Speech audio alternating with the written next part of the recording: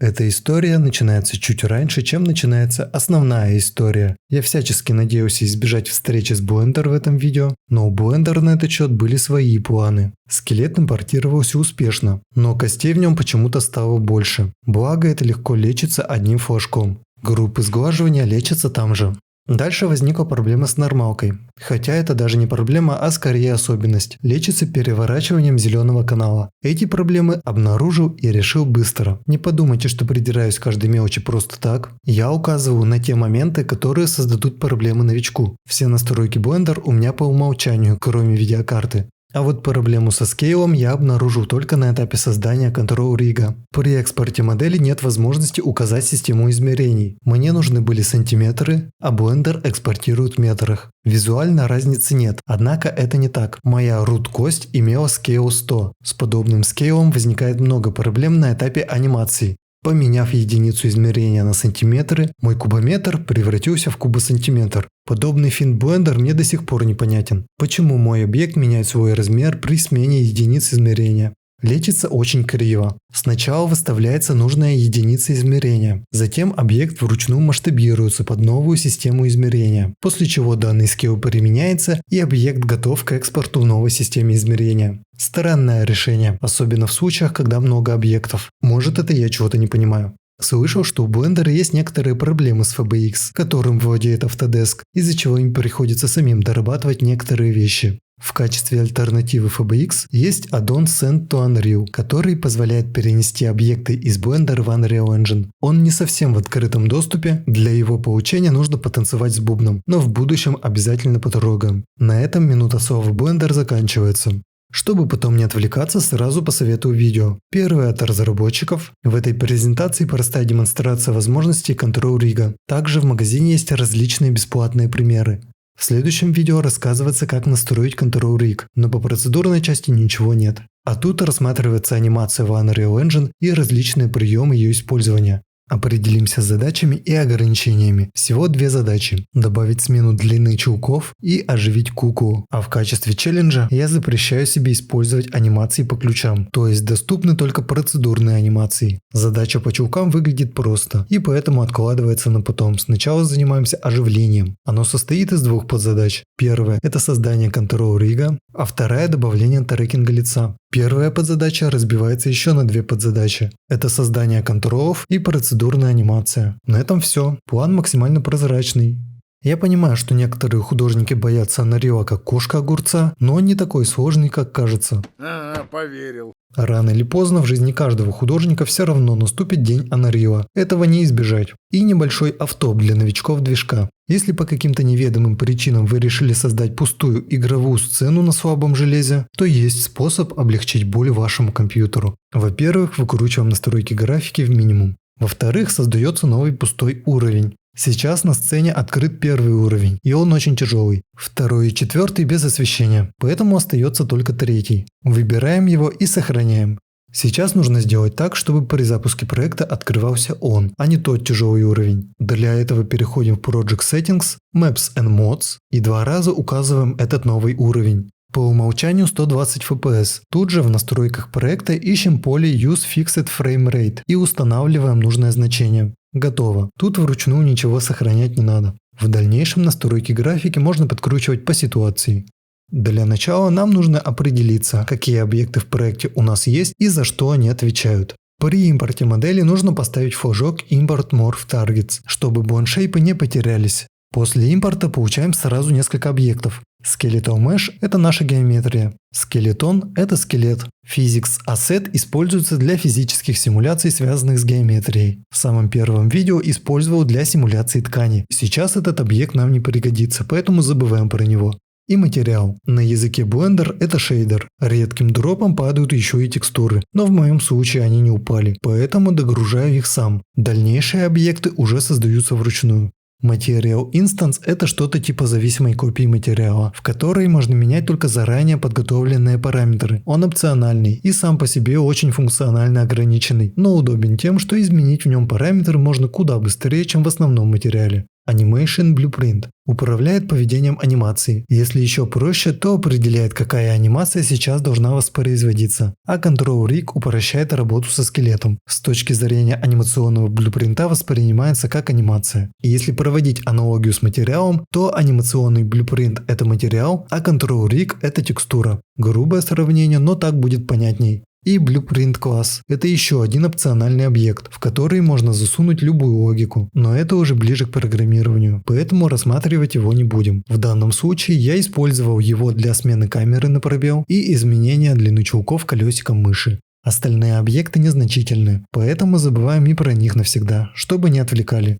На основе скелетной сетки создается Control Rig. Костями напрямую мы не управляем, для этого создаются контролы. FK – это прямая кинематика, самый примитивный способ манипуляций. IK – инверсная кинематика, это уже посложнее. И если вы знакомы с ригом, то все это знаете. Создание FK контролов выполняется в два действия. Сначала выделяются все кости, затем создаются контролы. Теперь у нас есть все FK контролы, но они ничего не делают. Чтобы они заработали, нужно сделать еще 4 сложных действия. Выделить все кости и перенести их на граф. Создастся массив. То же самое проделывается с FK контролами. И теперь у нас есть два массива. Важно учитывать, что порядок выделения влияет на порядок в этом массиве. Поэтому сначала выделяется первая кость, затем с шифтом последняя. Третьим действием создаем ноду FK Chain. Последним действием тянем сопли к соответствующим пинам. И теперь она сможет летать даже без косяка. С IK будет немного сложнее, но не сложнее, чем экспорт из Blender. Для IK нужно создать два дополнительных контрола. Первый будет отвечать за положение ноги, а второй за направление колена. Создаем ноду IK2Bone. Она довольно большая, но очень простая. Нам нужно заполнить 7 полей. Кости A, B, C – это кости ног. Начало, середина и конец. End Control – это кубик, а поле вектор – это направление колена. Самая сложная часть рига – это оставшиеся два поля. Если вы родились в рубашке, то оси уже выставлены правильно. В противном случае нужно подгонять значения методом тыка. На этом все. Мои поздравления, теперь вы риггер. Эту куклу можно выкинуть на сцену и анимировать. Затем из полученной анимации сделать анимационную последовательность и использовать как душе угодно. Чтобы не скучать, дополнительно создал еще и слайдеры. Первый управляет высотой, второй закрыванием крыльев. Они сделаны топорно. В зависимости от ползунка происходит перемещение или поворот контрола на определенное значение. И все. Самое интересное тут – это цикл, который работает в паре с массивом. Все, что идет после for each, будет выполнено для каждого элемента массива. То есть, если нужно повернуть несколько костей, то можно создать массив и через for each установить значения сразу всем. Будем считать, что с циклами разобрались. Они понадобятся позже. Остался еще один ползунок, самый интересный ползунок, так как он взаимодействует с материалом. Давайте разберем, как это связано. Нода setCurveValue позволяет выбрать кривую и установить в нее некоторые значения. Эти кривые можно посмотреть в окне CurveContainer. Если приглядеться, то можно увидеть bone-шейпы.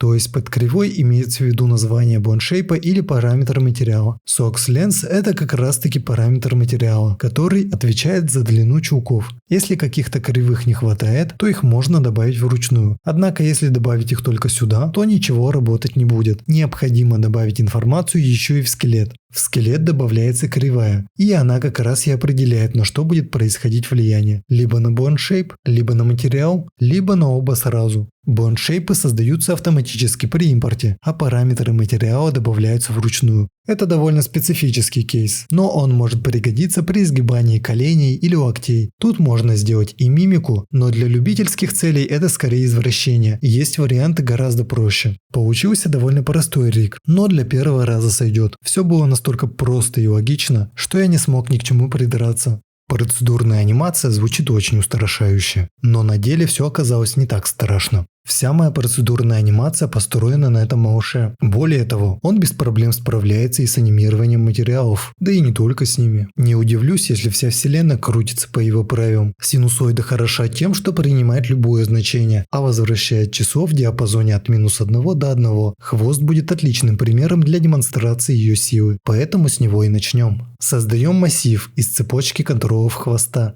Запускаем цикл, создаем ноду для установки угла в локальном пространстве и выпускаем малыша. Только ему нужно скормить некоторое значение, которое будет постоянно меняться, а именно время. На выходе синусоида дает слишком маленькое значение, поэтому домножаем его.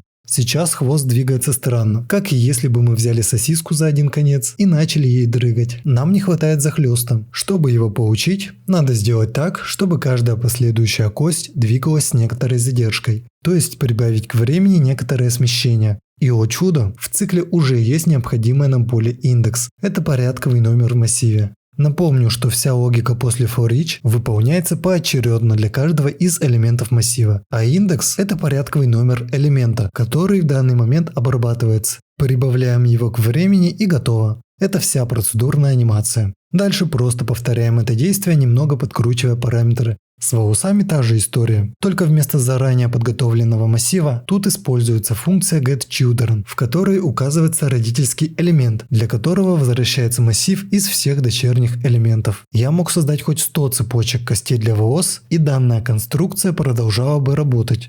Создание контрол-рига закончено, осталось лишь подключить его в анимационном блюпринте. В правильных руках это будет местная BFG для анимаций. Правда, речь не о моих руках. Почти все контролы я неосознанно заблокировал из-за своей анимации, ведь она устанавливает абсолютное значение контрола, из-за чего, когда я пытаюсь изменить его вручную, оно перезаписывается анимацией. Лечится легко. Вместо жесткой установки нужно использовать смещение. Нода абсолютно идентична. В целом, это единственный подводный камень, который я встретил, да и то он логичный. Ты, наверное, уже соскучился по нодам, ведь их не было уже 4 секунды, поэтому скорее переходим в новый граф. Трекинг лица рассмотрим прямо по шагам. Нам понадобится iPhone с Lifelink Face и 3 плагина. В телефоне нужно указать адрес компьютера, куда будут передаваться данные. После подключения плагинов остается только подключить ноду Lifelink Pose в анимационном блюпринте. Как я уже говорил ранее, для простоты понимания анимационный блюпринт можно воспринимать как материал, а анимации как текстуры. Lifelink Pose будет сам управлять всеми бланшейпами, которые получает с телефона. Однако он не управляет костями, то есть голова и в нашем случае глаза двигаться не будут. Вообще анимирование глаз можно выполнить 3 известными мне способами. Первый – костями. Это наш случай, самый обычный вариант для круглого глаза. Второй боншейпами подойдет для яйцеобразных и нестандартных глаз типа аниме. Такой вариант будет сразу работать. Третий, самый необычный, это анимирование текстур. Данный способ я планирую использовать в 4-м видео, там и посмотрим на него. Возвращаемся к насущным делам. Не работает поворот головы и глаз, но iPhone их все равно рассчитывает и передает. Нам нужно получить эти данные и повернуть кости самим. Пожалуйста, не надо, это его убьет,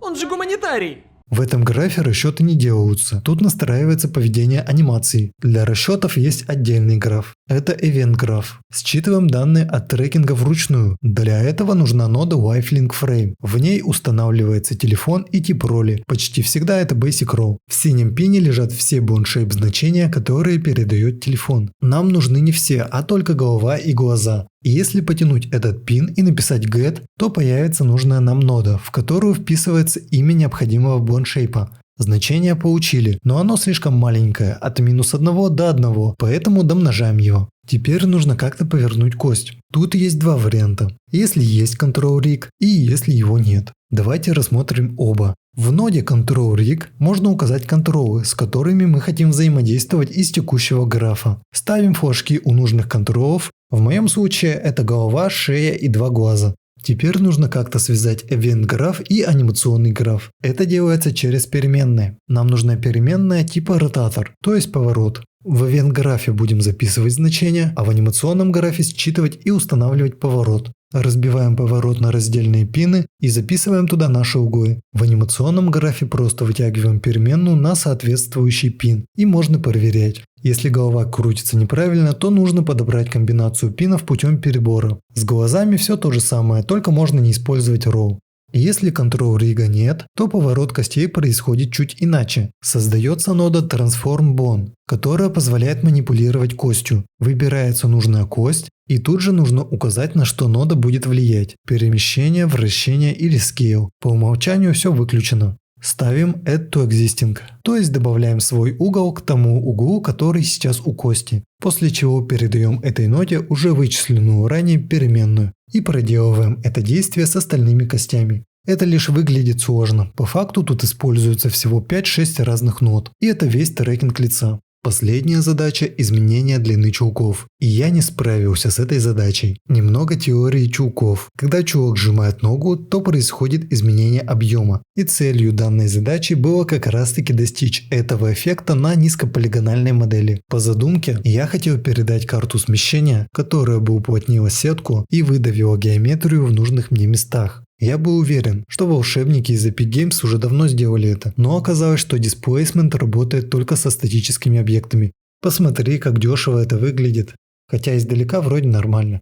Я был огорчен, но понимал, что сложно уплотнить скелетную сетку, ведь она имеет некоторый скиннинг. Помимо этого, у нее еще могут быть блоншейпы. При тесселяции нужно сохранить это все, да и не просесть сильно по производительности. Несмотря на это, давайте посмотрим на то, что есть. На этапе создания UV в Blender я специально расположил остров так, чтобы вертикальные и горизонтальные линии получались максимально четкими. В материале движка просто рисую горизонтальную линию по всей UV и параметром увеличиваю ее толщину, после чего полученную линию смешиваю с заранее подготовленной маской. Дальше уже происходят простые смешивания. Вот и вся магия.